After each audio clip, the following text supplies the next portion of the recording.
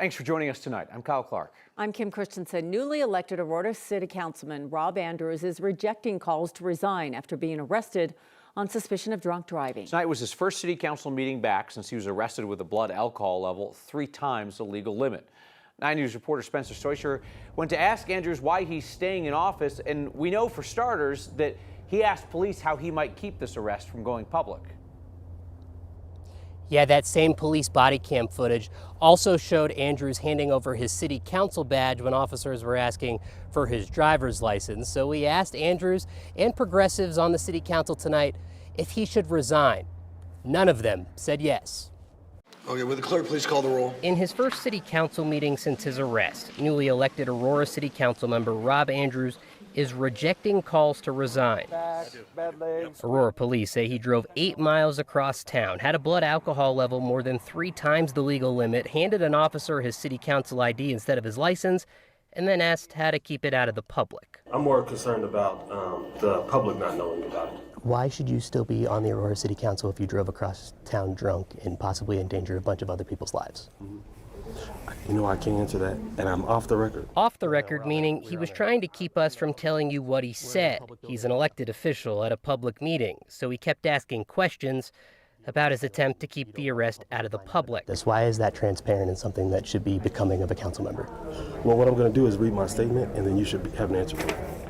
Do you plan to address that? Yep, in my statement. Andrew's statement to the council did not address that. Like every citizen, I have the right to due process. And there are parts of what has been claimed and documented that I don't believe is true, including inconsistencies. Andrews was part of a progressive takeover of the council in November, which now has a 6-4 liberal majority. We asked some of those progressives if he should resign now. None said yes, and one tried to deflect by bringing up President Trump. And I would say it has to go through the process. I didn't see that myself. I haven't watched any videos. So at this point, I'm just saying he's afforded his right to a trial. And people make mistakes. All you got to do is look at the top, right? So we have a president that's done all these things. Yeah, but we're in Aurora. We're talking 3 times legal limit. Yeah. Head of the Public Safety Committee asked how to keep it out of the public. Why do you have standards for that, but not for that? In his public address tonight, Andrews did not specifically say he's not resigning. He did mention in his speech that he's registering for restorative justice programs and plans to work with Mothers Against Drunk Driving. Kim and Kyle. I think, folks can grasp the whole let the process play out. He's entitled to a legal process. That, of course, is separate from whether he should be representing the city. When you get that other councilman saying, well, yeah, I mean, he drove drunk, but I mean, President Trump, that's some weak sauce. Holy cow.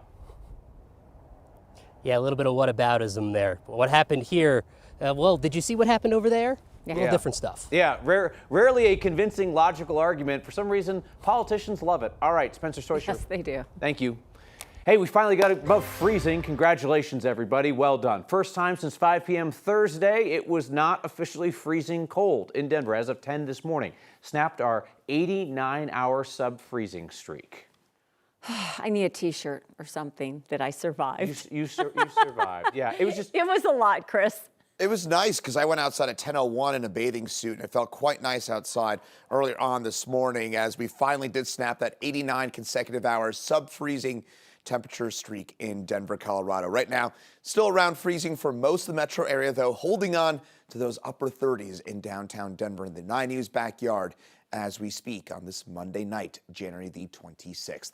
Top wind gusts earlier today, that was a big factor in our weather across the West Metro area. Highway 93 this morning, if you were anywhere near Highway 93, you know it was a blustery ride and we had blowing snow. It was a real mess of things, but still a little gusty at times for us there in the West Metro area. Teens, 20s across most of the Eastern Plains, though about 30 as you get closer to I-25, and a lot of single digits and below 0 readings in the high country right now. Radar right now is pretty quiet for us statewide. We branch things on out. This is where the active weather is across the Northeast, where we've been dealing with a major snowstorm across much of the eastern half of the country. But here at home, pretty quiet weather that we will see a few flakes flying around our central and northern mountains during the morning hours tomorrow. Little or no accumulation for most of the mountains. Could see a dusting to an inch of snow at or above pass level along and north of I-70. Now, later this week, we'll get a better chance for snow in the high country. I'll tell you about that in a few minutes. The Trump administration is scaling back the armed federal force in Minneapolis after federal officers shot and killed a man named Alex Preddy over the weekend. NBC News reports the government plans to reduce the number of Border Patrol agents in that city, and Border Patrol Commander Gregory Bavino, face of the effort, is expected to leave town tomorrow. The Trump administration faces growing criticism, even from Republicans, for Preddy's killing. Preddy, whose parents live in Arvada, was recording immigration operations Saturday morning. His sister, Michaela Preddy, issued a statement to the Associated Press tonight saying that Alex wanted to make a difference in the world. And it's devastating to know he won't be here to witness the impact he was making. Some Democrats in Colorado's legislature are trying to make federal agents personally liable for their actions. A bill introduced in the state Senate would allow civilians to sue federal officers in state court if those officers violate their constitutional rights. Democratic State Senator Mike Weissman of Aurora is sponsoring a bill that would strip various forms of immunity for those officers. The need for it is only sharpened with every passing day, with every atrocity, frankly, that federal agents perpetrate in a major city in our country. We expect to see Democrats who hold wide legislative majorities at the state capitol to introduce a series of immigration-related bills this session. The Department of Homeland Security says it's investigating reports that some of its agents left behind death cards after detaining people on the Western Slope. The cards are similar to the ones used by American soldiers during the Vietnam War. They look like these: aces of spades with the title ICE Denver Field Office and an address that belongs to the Immigration Detention Center in Aurora. According to immigration advocates, families of people who were detained along Highway 6 in the Eagle Vale Valley recently found them when they went to retrieve their cars after traffic stops. They're similar to the cards U.S. soldiers would leave behind on the bodies of Viet Cong during the Vietnam War. It's sickening. It's disgusting. It comes from a place of evil. This is not dignified law enforcement. This is not right. It doesn't matter if you're Republican, Democrat, or unaffiliated. If you're American, if you're a Coloradan, if you are a human being and you see this type of hate and this type of practices, it begs the question, why? The Department of Homeland Security says they are unequivocally condemning the cards. They say ICE supervisors have acted fast to address the issue. They did not provide specifics. A big theme in the movie Shrek is inclusion, same with the musical. But people putting it on in conservative Douglas County say they were pressured not to display pride flags. Town officials in Parker say they didn't demand any changes. They say they simply brought concerns from the audience to production. 9 News reporter Shalima Maharaj is in the studio with the story. Shalima.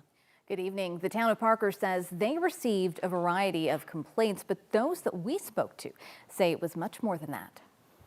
When it got to a point of we can't even do this in the show anymore, it really was just like a sort of moment of disbelief. I just never realized it would reach that point, you know? Jacob Fry and Olivia Kosiski Russell are ensemble cast members of Shrek the Musical. The show kicked off its 4-week run at Parker's Pace Center on January 16th.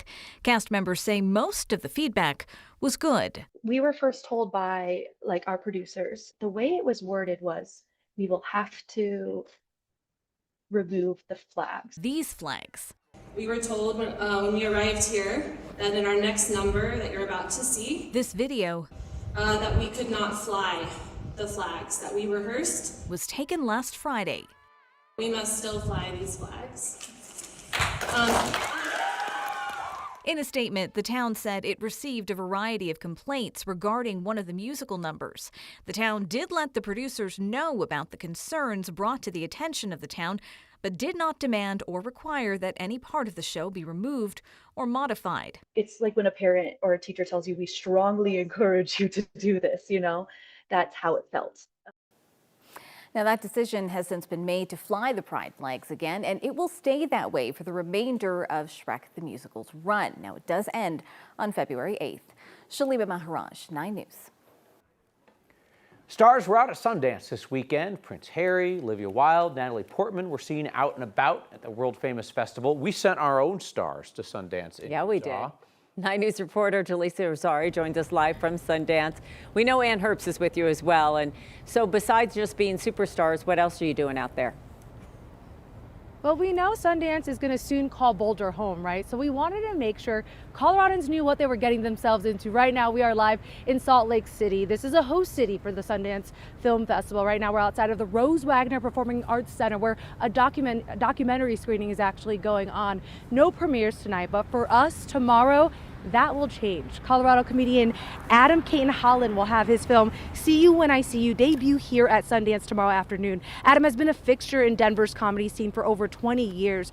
The movie is a comedy drama based off of Adam's memoir he wrote about battling PTSD after the death of his sister. The film is produced by Kumail Nanjiani, who also co-wrote The Big Sick, a movie based on his real-life relationship with his wife. Adam shared with us the best advice Kumail gave him about writing a story that personal.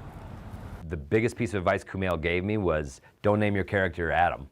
He's like, I named mine Kumail. Everyone thinks that's the story. That wasn't the story. We took some liberties with the script that aren't true, but everyone thinks that's exactly how it went. So just even that freed it up. So now they became characters. So I changed everyone's name. So it wasn't like, this better be how my dad is. It's like, no, this is the character based loosely off my dad. And that really helped. So when I got to set, I wasn't like, is this guy me or not me? He's a different dude. Joining me now is chief photojournalist Ann Herbst, who's known Adam for quite some time, haven't you? Yeah, I've known Adam since I was a young baby photojournalist and he was a young baby comedian and writer in Denver.